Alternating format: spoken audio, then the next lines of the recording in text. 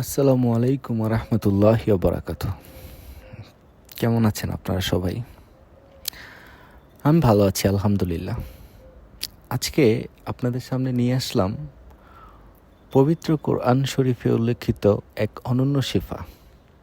আপনারা সবাই হয়তো চিনেন এই ফলটি। এই ফলটির নাম হচ্ছে তিন ফল। আবার হয়তো অনেকে চিনেন না।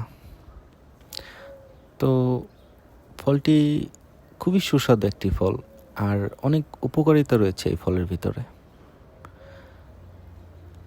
আমি যখন বাংলাদেশে থাকতাম তখন ফোনে এই ভিডিওগুলো দেখতাম।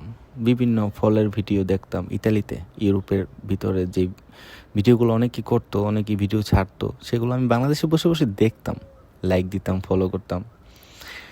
তো আল্লাহ পাকের অশেষ মেহেরবানিতে আমিও এখন ইউরোপে, আমিও এখন এই যে ভিডিওটা করলাম, এই যে ফল গাছটা দেখ